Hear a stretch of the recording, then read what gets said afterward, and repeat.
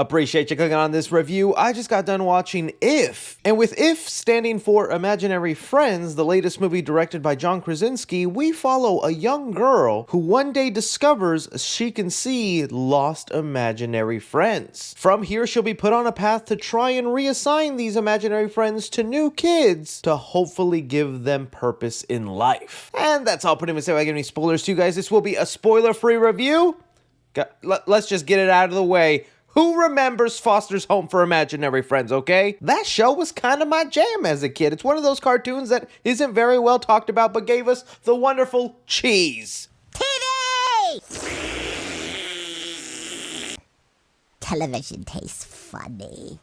Shouts out to all you who remember cheese. But whenever I heard the plot and saw the trailers of this movie, that's immediately what I thought of. It's like, oh, I felt like I've seen this before. Even the main imaginary friend in this movie is also named Blue, the main imaginary friend from the show. I was like, all right, now when you copy homework, you're supposed to do it a little different now. And just to be clear, I'm not accusing John Krasinski of anything. This has happened many times in media where two similar pieces of art look similar to each other, but have differentiating qualities. The main thing that got me interested with If was the idea that John Krasinski was switching lanes. I really loved his directorial debut in A Quiet Place and what he was doing in that universe, but notably, that was a horror film. To see him go from that to a family-friendly adventure movie, that for sure got me interested to see if he's that versatile, man. Not a lot of horror directors can switch out of their little comfort zone. So having now seen If and walked out of it, it was fine. You know, I honestly wanted to like this movie a lot more than I ended up because it's got some strong moments, but I feel like the film has equally a lot of things holding itself back. Let me get into the good first. Starting off with the cast, I really like Kaylee Fleming. She's the main girl in the movie. The movie starts off pretty strong with setting up an emotional connection with her, and she carries the film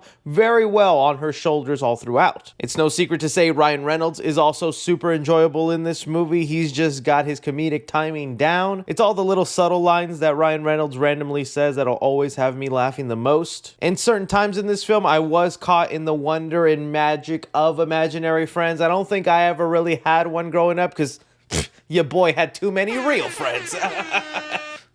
No, I didn't. But it's hard not to watch this movie and get nostalgic for your childhood if you're not already a child. Think back to more innocent times, how simple the world seemed at one point, and then the harsh realities coming in to ruin ya. That very much feels like the theme of this movie, and when it gets to doing that kind of stuff, it can hit emotionally. Because there is more than one instance where the movie's gonna tug at your heartstrings, and while it never really got me like swelling up in tears and actually crying, there's enough of a mixture of beautiful imagery, whimsical music to possibly get a bigger reaction from other people. But honestly, that's kind of about it for me, where the rest of the movie was just kind of meh. One of my biggest issues starts off almost right away with the movie. So we know John Krasinski's the director of this movie, but did you know he's also one of the main stars of the film too? This isn't a spoiler or a big reveal. Now, I wasn't watching the trailers for If all that closely or obsessively, but I was kind of shocked when 30 seconds into the movie, John Krasinski's right there as the dad of the movie, and I'm like, oh, okay, he's in this. And Krasinski is kind of large part all throughout the movie, but he's very underutilized. It almost feels weird that he's thrown in here. And since I'm watching the movie through adult eyes, there's certain things with Krasinski's character as a father where you're like, why are we spending such little time with this guy? Especially when you find out the tragic things that have happened to the main little girl's life. It feels like Krasinski was really just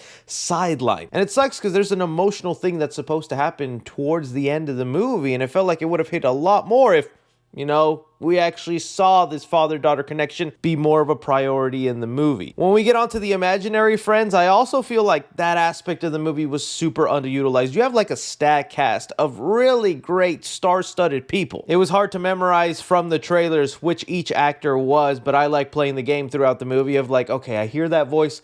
Who is that right now? Okay, that's Bradley Cooper. Oh, that's definitely Awkwafina. And certain imaginary friends stick out more than others. But at the end of it, I also feel like the imaginary friend part of this movie was also underutilized. You get like one really great moment where you visit this like retirement home of all the imaginary friends, and it turns into this real whimsical, fun scene for our main character. But that's about as full use as we get of these. Even Blue, the imaginary friend voiced by Steve Carell, also ends up getting kind of sidelined a little bit. bit throughout the movie, where the trailers were really pinning this one to be the main imaginary friend. But where I felt like the movie kind of dropped the ball a little bit is through the trailers. You know, they paint this picture that Ryan Reynolds and this little girl have been put on a task to get these imaginary friends new kids, right? They're abandoned, their old ones have grown up, and so they kind of start this service where they try pairing them up with kids who need them. And it's like, okay, that could be fine and simple enough. And the movie actually takes a turn from that plot about like 70 to 60% into the movie, which is a way better plot than what was being marketed to us, so that's why I don't want to say what it is. But it sucks that it took that long in the movie to get to that version of this film, because you could immediately feel how much more emotionally impactful that type of storyline is, and they just kind of rushed through it, when I felt like that is something that should have happened way early on in the movie, and that should have been the focus of the film, because those moments were really selling me on the film and making me actually like it, when everything before that was really paint by the numbers, predictable, and not all that interesting. And kind of last thing that I guess really isn't that huge, but there's like a twist or reveal in the movie that I think anybody is going to be able to see coming a mile away. I think most of us were predicting it when the trailer first came out, but I thought it was so obvious that like, nah, the movie's not gonna do that. But as it continues on, the movie makes it so much more obvious this is where it's headed, and then when it happens, it just doesn't hit the way I think the movie intended. But overall, like, the movie's not bad itself. It's serviceable, enjoyable enough. Like I said, this made me nostalgic for like the family movies I would watch as a kid, so there was a part of me where I was bored in between the beginning of the movie where I thought, what are my favorite family movies? You know, I think of like Stuart Little, The Parent Trap. Kids nowadays might say Paddington, but you know, I saw that as an adult. Spy Kids would definitely be up there. Like, falls into that category. I think the kids going in to watch it are not going to look at these flaws the way I did, but the parent that comes with them to enjoy the family movie might not be as entertained. So when it comes to If, I'm going to give action 2 stars. There's actually not a lot going on in terms of movement. It's kind of a somber, slower film. You do get this one nice, real whimsical scene at this retirement home for the imaginary friends. It really kind of energizes the movie for a bit, but then nothing ever matches that energy again. Comedy in the movie, I'm gonna give it 2 stars. Maybe because it's a family movie. A lot of the jokes were super innocent. Ryan Reynolds to me was definitely the funniest part, but a lot of the jokes were more missed than hit with me. Drama in the movie, I'm gonna give it 2.5 stars. I really wanted to be into the story they were telling, especially since I finally got into the movie about 60% to 70% through it, but they just take way too long to get to that better plot. The whole early part of the movie, I was just not invested. I just could care less. I felt really uninterested with the first 50% of this movie. Horror in the film, I'll give no stars to. Family friendly movie. There's nothing in here that'll terrify a kid. And suspense in the movie, I'll also give it 2 stars because the reveal that happens in here comes a mile away, and it's an innocent family fun adventure.